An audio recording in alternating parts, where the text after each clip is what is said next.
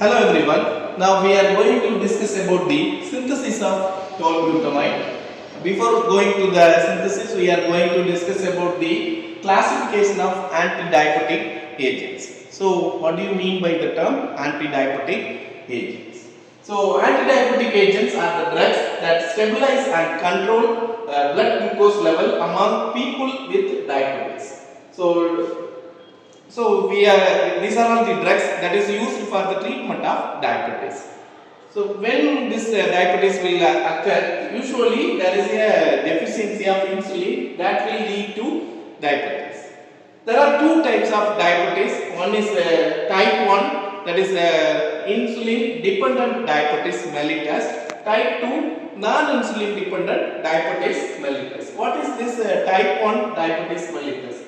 It is also known as IDDM, that is I already told. Insulin dependent diabetes mellitus, which occurs when the beta cells of the pancreas are destroyed due to an autoimmune response. Here we have to inject the insulin only. Why? Here the beta cells is unable to secrete the insulin, or it may be destroyed due to any autoimmune response. Second one is type 2 diabetes mellitus. It is also known as non-insulin dependent diabetes mellitus, that is NIDDM. So it is frequently associated with the obesity and insufficient exercise. The problem may be insulin resistance or defect in the insulin receptor. So in this type, the insulin will secrete, but there may be some problem. It is related to obesity or insufficient exercise. That is the insulin resistance will be there, or defect in the insulin receptor. This may lead to this type 2 diabetes mellitus. Let us see the classification of this anti-diabetic agents. First one is sulfonylureas. This sulfonylureas further classified into two types: first generation and second generation. In first generation, chlorpropamide, tolbutamide are the examples, and second generation, Glibenclamide, glipizide, glimepiride are the examples. Then Metformin, in this one Repaglinide and Meglitinides, and next classification is bigonides.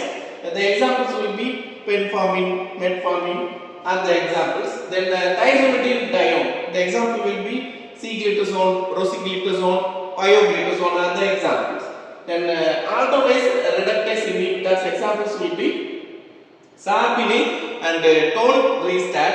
Then alpha glucosidase inhibitors, the examples will be agarpose and oglipose. This is the classification of anti-diabetic agents.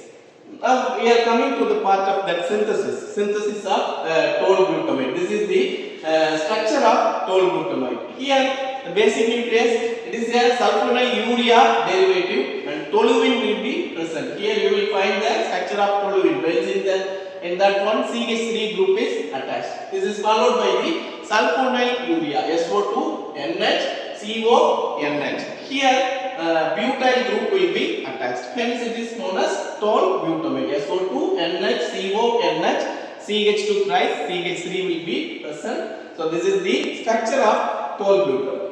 Let us see the synthesis of this tolbutamide. What is the starting material for this tolbutamide will be toluene. So here we will find the structure of toluene, which are treatment with the chlorosulfonic acid. What will happen if we are adding the chlorosulfonic acid? The hydrogen will take the chlorine that will be eliminated as hydrogen chloride. So water molecule will be eliminated from here, toluene, and treatment with the chlorosulfonic acid. Water molecule will be eliminated. So SO2Cl will be added here. That is para-toluene sulfonyl chloride will be added here. So what is the next step? We are adding the ammonia.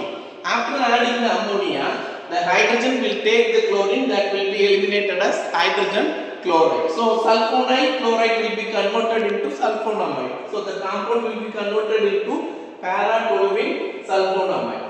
So next step, we are treating the para-toluene sulfonamide with the pyridine in presence of chloroethyl formic acid. So what will happen? Here SO2 NH2 is present. That one hydrogen will take the chlorine, that will be eliminated as hydrogen chloride. The remaining COOC2H5 will be added here. That is ethyl N-para-toluene sulfonyl carbamate will be formed. The next step is we are treating with the butylamine. That is CH3, CH2 thrice, NH2 will be added here. Here the ethanol will be eliminated. C2H5 OH will be eliminated. The remaining C4H9 will be added here. So the butyl group will be added here. So our product tolubutamide will be formed. So let us see the recap of this synthesis. We are taking the toluene, which are treatment with the chlorosulfonic acid, followed by treatment with the ammonia, then pyridine, chlorosulfonic acid. What will happen? Para-toluene sulfonamide will be converted into ethyl para-toluene sulfonyl carbamate. This is followed by treatment with the butylamide. Our product tolubutamide will be formed. What is the use of this tolubutamide? It is mainly used as a orally active hypoglycemic agent. I hope you could understand the synthesis of tolubutamide, the definition of this anti-diabetic agents and its classification. Thank you all.